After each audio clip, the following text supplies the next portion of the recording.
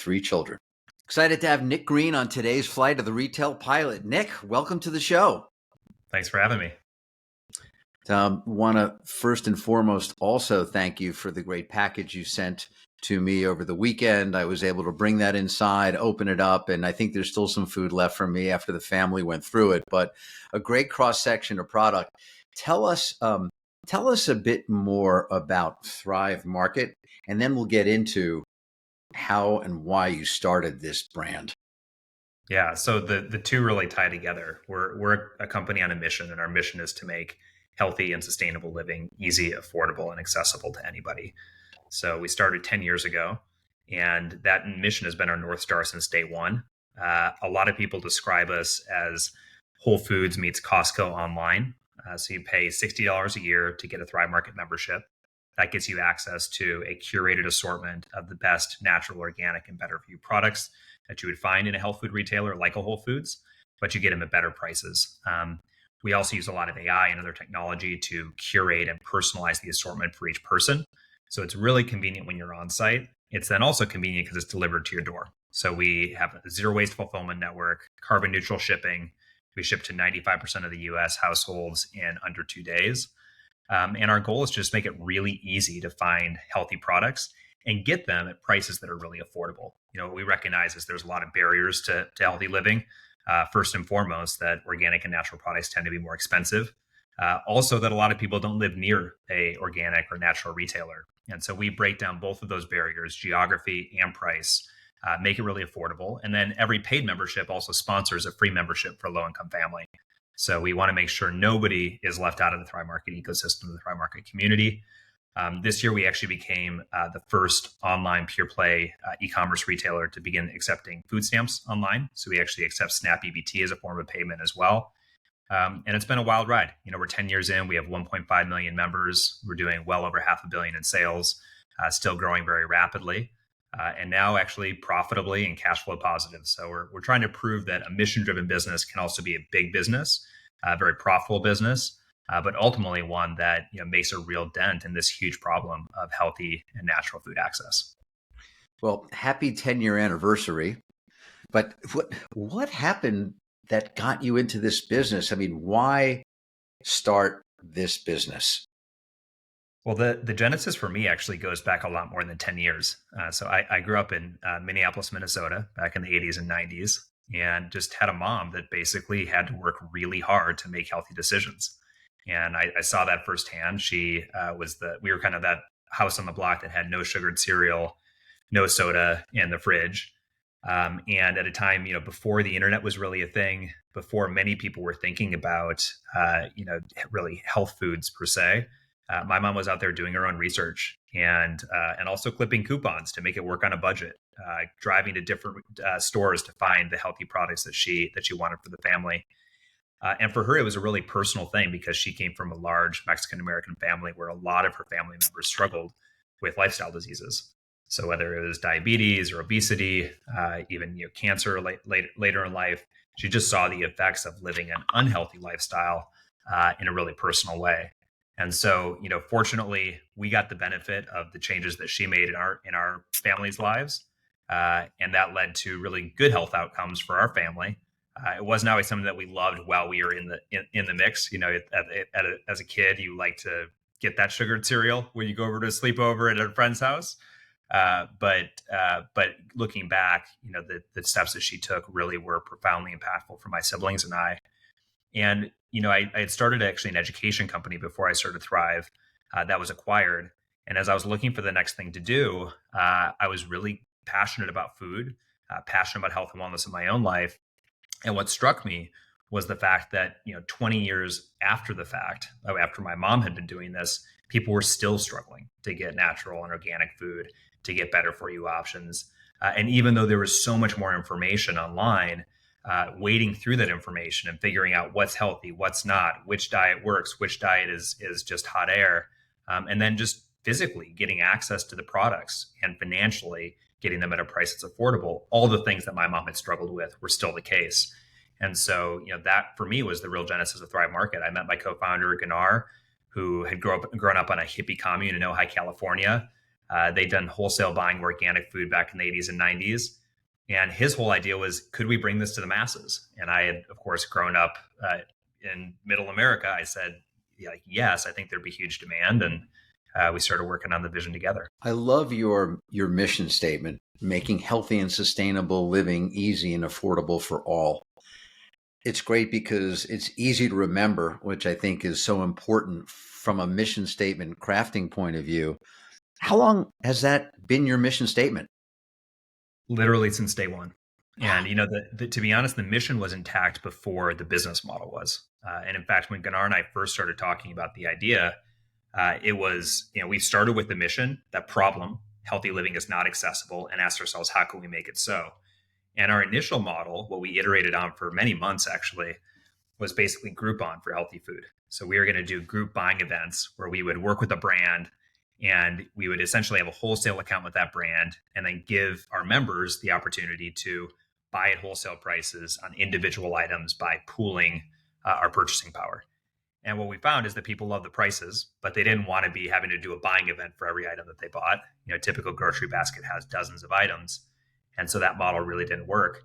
But again, with that North Star of the mission, we just iterated from there. So we said, all right, the group buying event doesn't work, but having a community where you pool buying resources does feel right.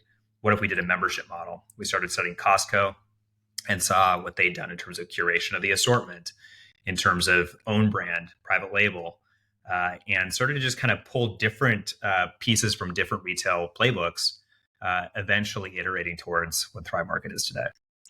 How did you attract those third-party brands when part of your business model was to basically offer their product on your club site at a price lower than one might pay at a retail location, whether it's Whole Foods or supermarket near you? How were you able to get anyone to even listen to you when you were just starting this business? Yeah, so the value proposition to them was really accessing new consumers.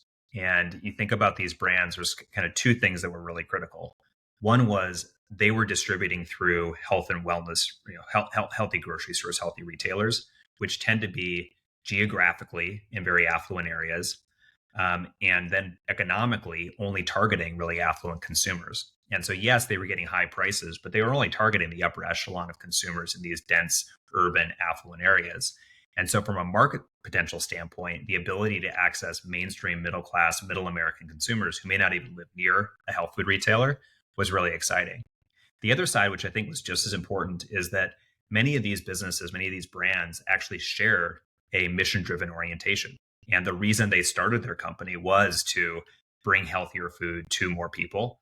So I think they got really excited about the ability not only for the market expansion, but also to be part of this mission and aligned with that idea of making healthy living really accessible. So it hit on both sides. And I'll say, from the earliest days, the brands were incredibly supportive, incredibly excited. And because of our membership model, they're protected in terms of cannibalization of on the pricing side. And that's another thing we learned from the Costco playbook, where if you've got a different assortment or you've got a membership firewall, you can have pricing that's really aggressive without having channel conflict. I think that's probably the key piece there is just that firewall, as you said. It's like you can't really see what's in Costco unless you're a member or until you go. And then, of course, with size, you have the ability to do your own private label third-party product or have them do product that's exclusive to you, which I think must be the key. When I look at your total assortment or total revenue, what percent of your revenue today is driven by your own product versus third-party brands? Yeah, so I'll start by saying the assortment is overwhelmingly third-party branded product. And we see that as a big part of our mission is bringing these amazing values aligned, mission driven brands to consumers, and bringing them on the platform well before they're going into other retailers. And so that's a huge part of the value proposition to the members. It's also part of our mission to bring these brands to market faster and more effectively than they could through traditional brick and mortar. So that's call it 90% of the assortment. About 10% of the assortment is Thrive Market branded products. And the way we approach that is that we focus on basically gaps in the catalog. So we're not trying to copy a third party branded product and rip off their innovation and offer it cheaper. we feel like that's a zero sum game. We'd rather let the brand innovate or collaborate with them to do, to your point, unique SKUs or collabs with the own brand. Where we focus the private label is really on places where our members tell us they want something and it doesn't exist yet. So we can see what are they searching for that they're not finding? What are the products that they're buying but they're not as satisfied with and they want a different quality standard? And then we go in and we actually develop those products. So we kind of turn the traditional private label model on its head. And the result is that those private label products punch way above their weight in terms of sales percentage. So it's about 10% of the product in the product assortment, but it's 25% plus of the sales mix. And that creates a lot of differentiation where our members, a quarter of what they're buying are things that by definition they can't find anywhere else but Thrive. And then even on the third party side, again, we're trying to drive innovation where we bring brands on before they're broadly distributed in retail. We're also the place where they'll launch their new SKUs that they haven't launched in retail because they know our members are wellness champions and are really interested and engaged in innovation. And so it's very interesting because we do have the best selling products you'd find in any other healthy retailer. Those you got to have. But we also have a lot of these really innovative products you can't find elsewhere. And that improves our margin profile, especially on the private label side. But it also improves our value proposition to our members. And it's a big part of the reason we've been able to drive really high renewal rates and continued member growth, even as the business has scaled significantly. I'm sure with 25% of the sales being generated out of your own product, it's probably close to 35% of your margin dollars coming out of your brands because it's proprietary. Yeah, I mean, we have strong margins on the own brand side. I will say we have surprisingly strong margins also on the third party side. And that goes back to being differentiated. We're launching products that are earlier in their distribution sort of life cycle. And then really working with them in creative ways to deliver value through, again, unique SKUs that they haven't launched elsewhere yet. So we do have great margins on the private label side, but we also have pretty strong margins on the branded side. And the really key thing from a business model standpoint for us in terms of driving towards profitability is that we not only have better than typical grocery margins on the product side, but we also have that ballast of membership revenue. And that allows us to fund the mission, right? Every paid membership sponsors a membership for a low-income family. We're zero waste in our fulfillment centers, carbon neutral on our shipping, et cetera. But it also gives us this path to profitability where a lot of e-commerce retailers have struggled with that. A lot of grocers, frankly, have very low, single-digit EBITDA margins. And while we're still early in that journey, to be profitable at our stage and expanding that profitability quickly, I think is quite unique. One of the big trends in apparel retail and beauty to some degree is dropship and marketplace. I noticed in the information I was going through that you own all of your product. You're buying the product and then you're distributing it from one of your 3 distribution centers. Why is there no dropship model for Thrive Market? I think there eventually could be a dropship model where that makes sense is if you've got big ticket items. Typically, they're durable items that people buy once. And we've definitely looked at categories where that can make sense. I think long term, there's a big opportunity with more people are doing things for their homes, buying appliances, buying different higher ticket items. And you can see that model's worked really well, like in Costco, where they sell trampolines and gasoline and stuff that you would normally associate with a grocery platform. So we see an opportunity there in the future. But the core experience for us is all in these consumables, replenishable items, your kind of CPG headquarters. And with those items, there's a few factors. One, from a margin standpoint, and just like unit economics of the box, you're going to do a lot better if you put 15 items in a box than 1 item in a box. The second factor is environmental. So if you're shipping onesie twosies, every one of those has to be picked, packed, wrapped, and then boxed, and then it goes on a truck taking space itself. That's just not, from a carbon footprint, from a plastic, from a waste standpoint, a sustainable model at all. So we've kind of gone the opposite direction that Amazon and others have, where on Amazon, the average order might only have 1.x items. We have more than 15 items per order on average. Our average order value is approaching $100. And that gives us efficiency in the fulfillment center. It actually improves the margins and the unit economics of the order. But then it also stays true to our values in terms of the mission to be sustainable. And we find our members actually appreciate it really on two levels. Again, one is just the convenience. Instead of having to get a bunch of different things coming in different times, you're tracking all these orders. You get your Thrive box, you unload it, boom, it's like you're done with your grocery shopping there.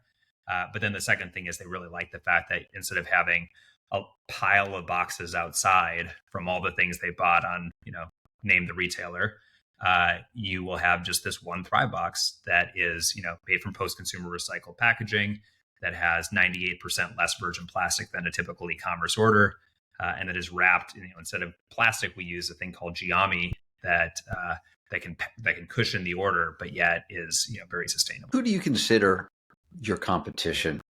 Who stands in your way from being the largest online grocer? I truly don't think that competition is what stands in our way. It really is just a matter of time and methodical execution over years. And, at this point, over a decade, I see ourselves having multiple decades to go in compounding our growth because we are purpose built for healthy living. There's no other online retailer that can say that is so focused on just these kinds of products, these ethical supply chains, this way of doing business, and then powering it with the membership model. Already talked through some of the ways that gives us unique differentiation.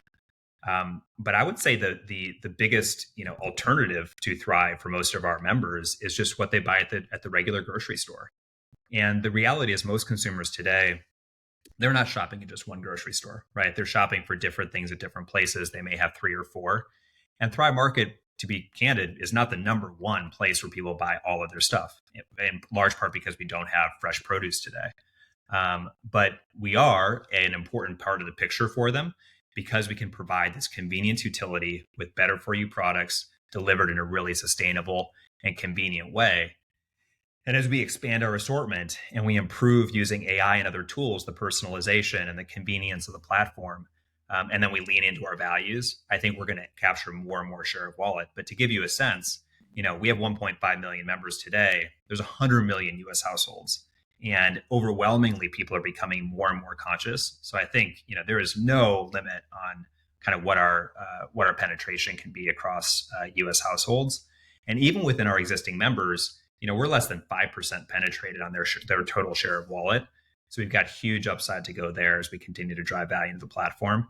And we know from studying the other great retail platforms, you look at Trader Joe's, you look at Costco, they didn't build their businesses overnight. It is a process of being there for years, and we believe a decades-long process to build that, not only multi-billion-dollar top line, but also towards the mission of truly making healthy living accessible to all. With that, Nick, I'll ask you, how are you dealing with, I guess, the crazy aunt that's in the attic, stores?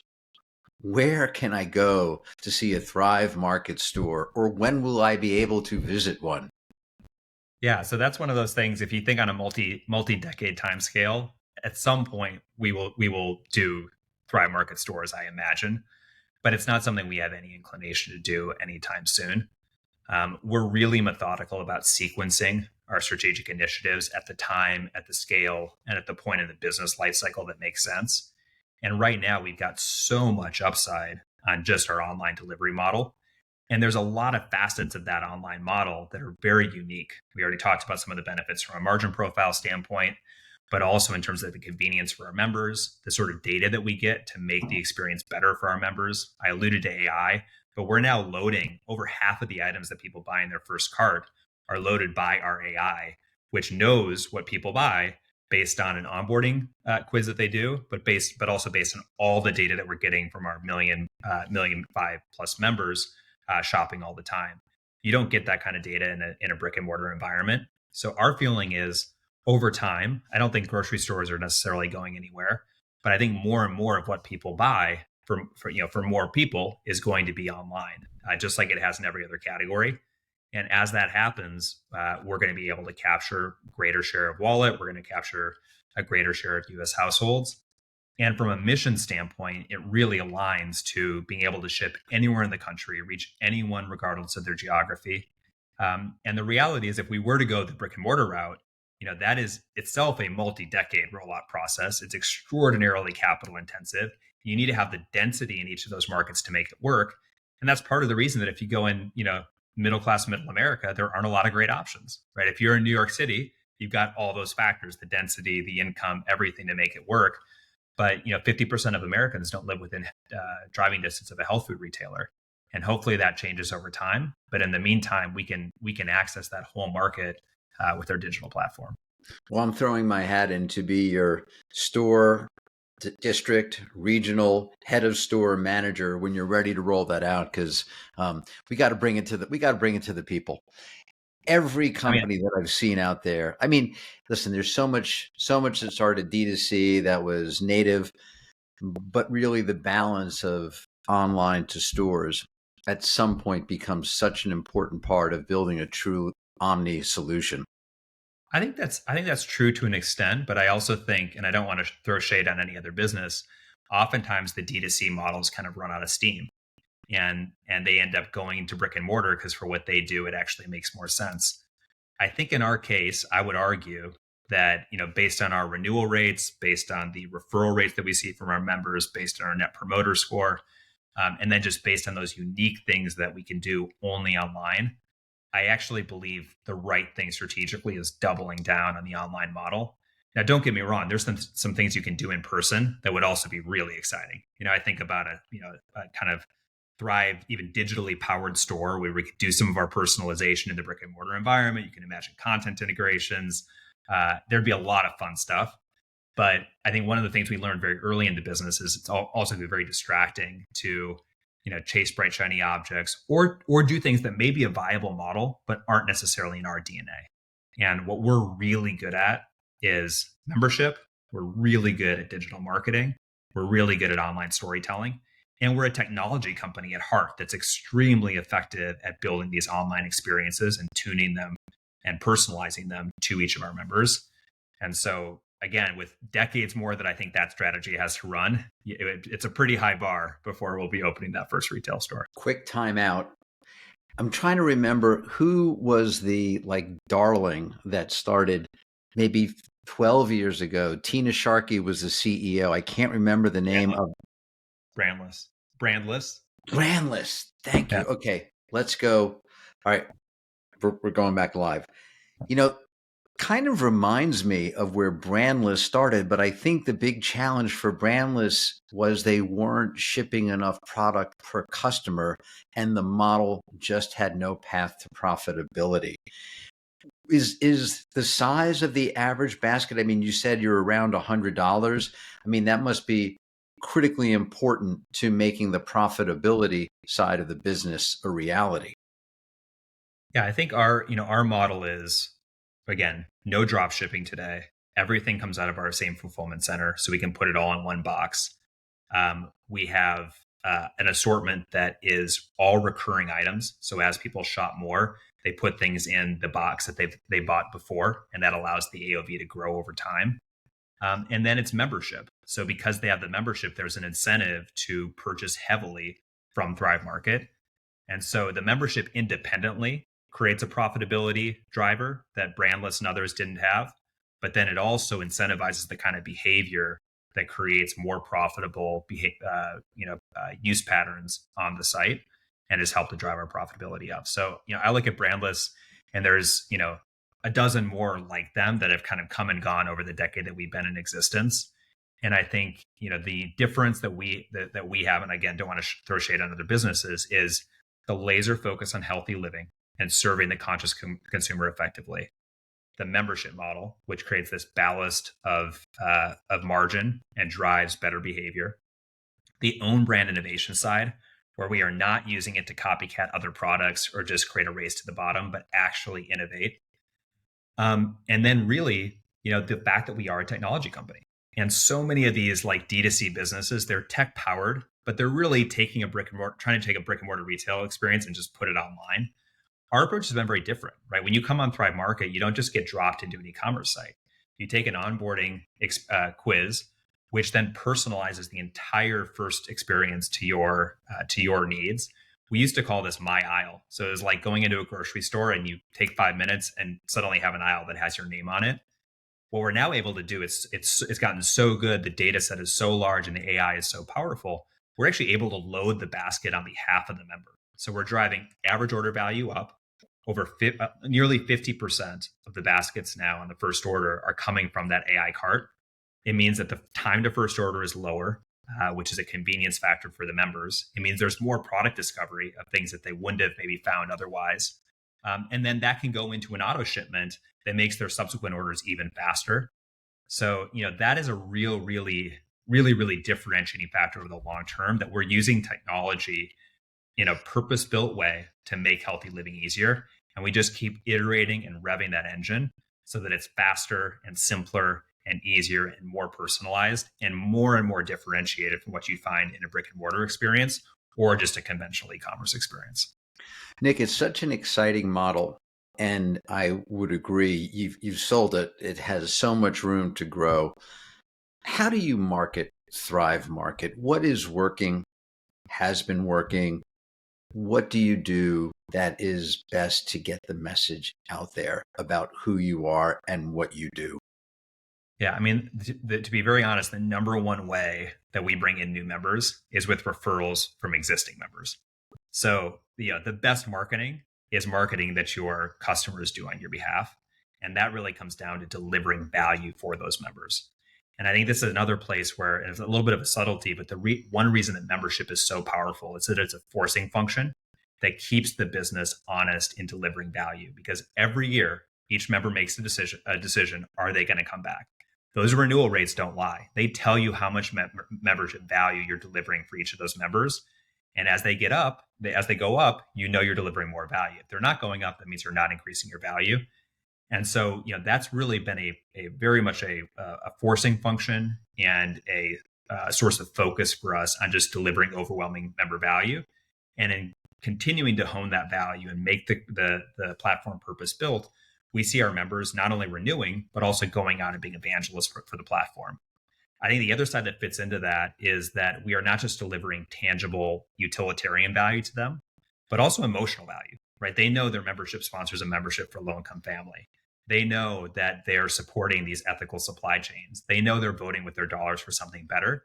And that creates this extra factor of pride in being a Thrive Market member that makes you, I think, even more excited to share it. So about 25% of our members incoming cite learning about us from an existing member.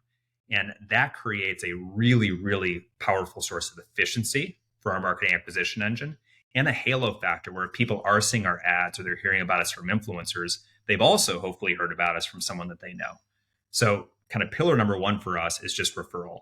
And that's part of the reason we've been able to actually increase our efficiency this past year, as an example, even as we've increased our scale on marketing acquisition. The second pillar for us is influencer marketing. And that's a place where we have also kind of turned the model upside down. We don't work with a bunch of external agencies. We work with our own internal agency that we built. Back in the early days of Thrive, we actually took investments from a lot of these influencers, and influencers tell other influencers about the platform, and those influencers become partners. So some of them are partners on the cap table as investors, and many of them are now out there promoting Thrive Market to where that is actually our largest paid channel of acquisition. And I think of influencers as kind of referral on steroids, right? We are paying them, but they are genuine users of the platform. They are authentic voices with connections and relationship with their audience. And they're building a bunch of creative that we can then use in our paid media ads. And they're creating a lot of buzz that creates a halo over the spending that we're doing on a sort of direct marketing basis on Facebook and other channels. So I think a lot of D2C businesses, they start with paid media, and then right off the bat, they're seeing their CACs really high. For us, we start with free from referral. Then we go to influencer, which creates this halo over the paid media. And then we layer in the paid media channels. And it's part of the reason that our marketing as a percentage of net revenue is only about 11%, which is basically a fraction of what a lot of businesses at our stage and our growth rate are seeing. And then the last ace in our pocket actually on marketing is that once a member becomes a member, they have an incentive to use the platform. So we don't have to market that much to our existing members. You see a lot of e-commerce platforms, the reason that they're like struggling to make the LTV CAC dynamics work is they're having to reacquire their customers all the time to drive every incremental order.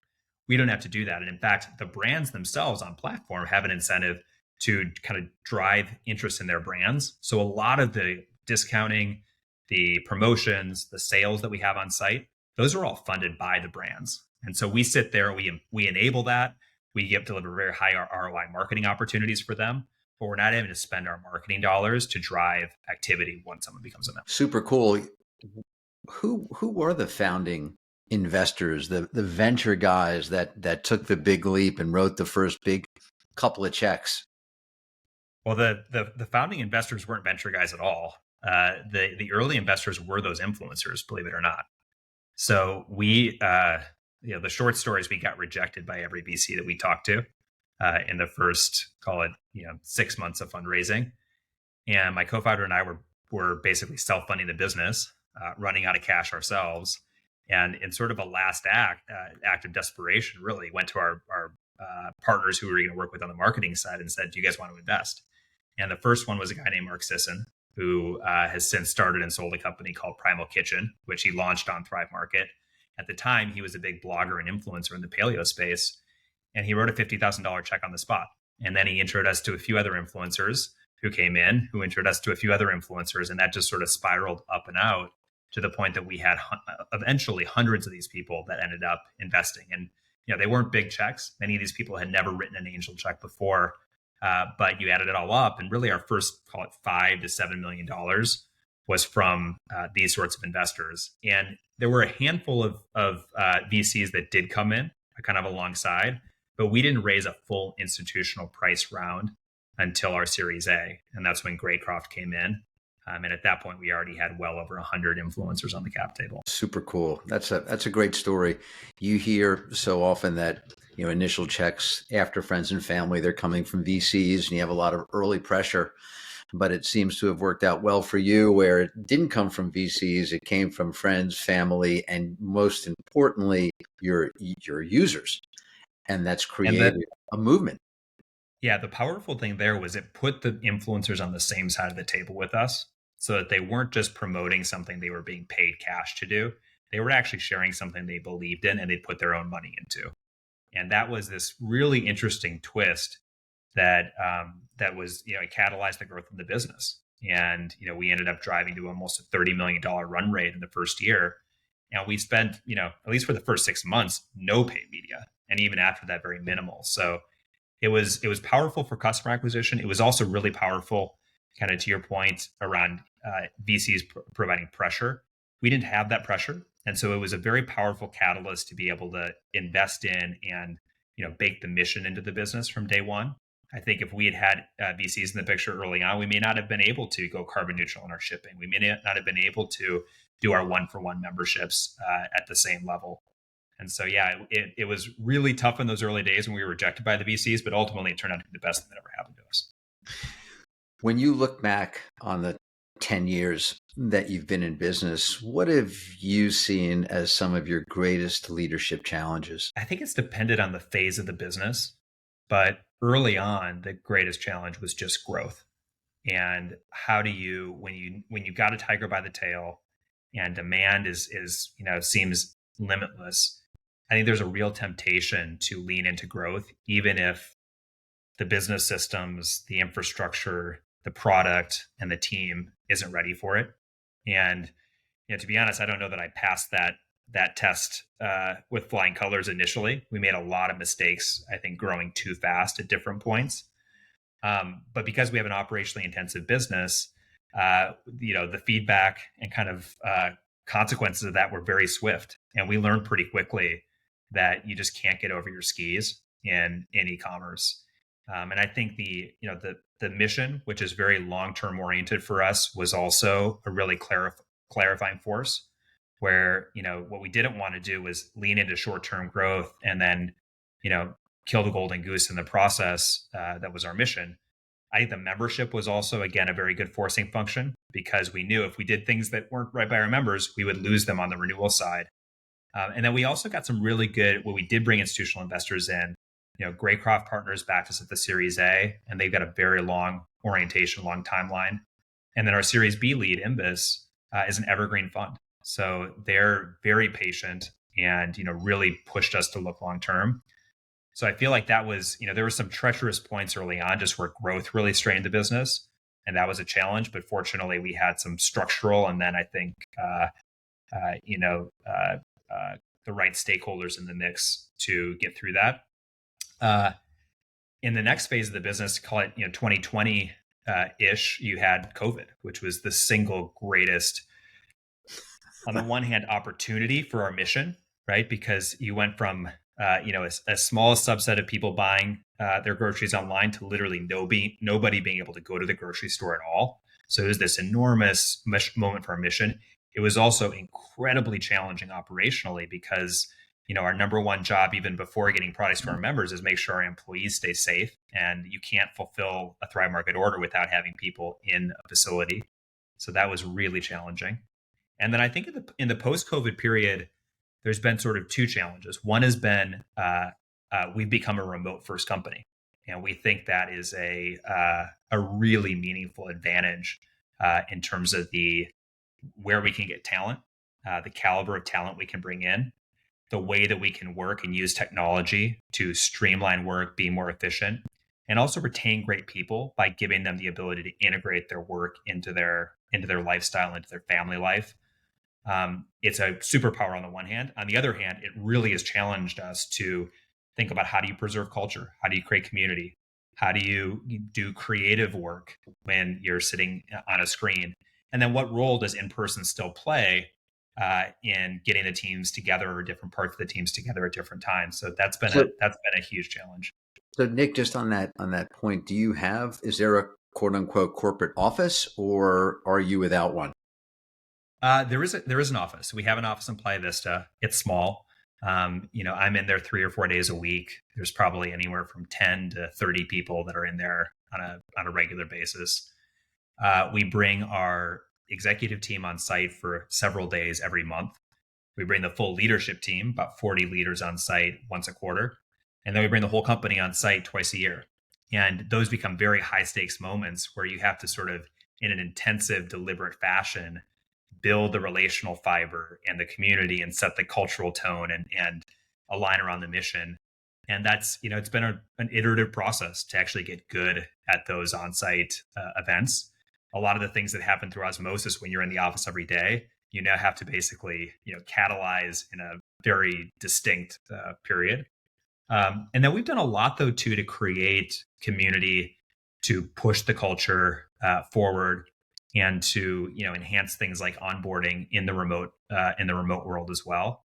And I think the way I see it is, it's a little bit, the default is not going to be as strong for many things remote that would happen in person. But if you put the effort in and build the systems, you actually end up with something that's more resilient, more robust, and can be every bit as effective. And so we've seen that with onboarding. We've seen that with our weekly all hands.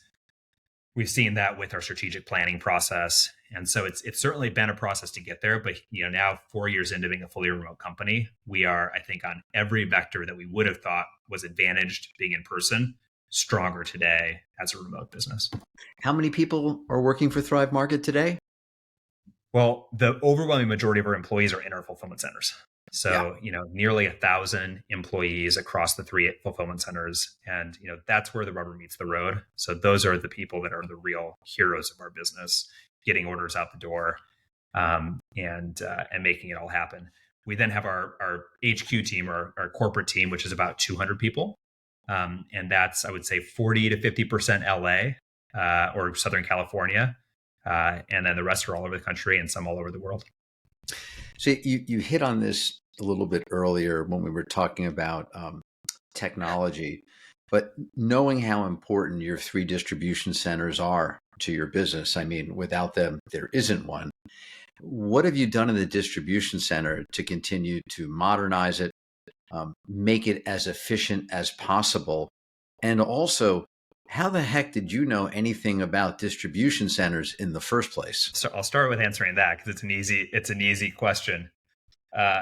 I didn't know anything, and I'm still not an expert in fulfillment centers. And I think one of the challenges, but also an opportunity in our business, which has been very humbling for me, is that as an entrepreneur, we have so many different functional, tactical domains in the business that there's no way that any one person, any entrepreneur, can do those all well. And so it forced us from a very early period or a very early point in the business's history to bring in experts, to bring in great people. And fortunately for us, the mission was a real magnet for talent. So we were able to punch above our weight and bring in, an ex Kroger leader on operations to build out the initial fulfillment network. Jeremiah McKelwey, our first chief merchandising officer, had spent 15 years at Whole Foods. So he had all of that experience and the industry knowledge and the network. And in each area, we just made sure we hired absolute superstars who have the domain expertise, who were attracted by the mission and could help us build for scale. And again, that's been very humbling because in my first business, I was sort of able to do a lot and do everything and felt pretty capable. In this business, I'm constantly confronted with people that are just, run circles around me in every area. And I've learned to be really gratified by that because I know when I've got someone that can do that in their domain, they're going to create a lot of value. And that's, by the way, I think been turned on, kind of supercharged by being remote, where we can now hire not just the best person who lives in LA or will come to LA, but the best person in the country or the best person in the world. And so we have done that for sure in operations, bringing in like world-class expertise, people that have worked at our CFO, COO, for example, spent over 10 years at Amazon.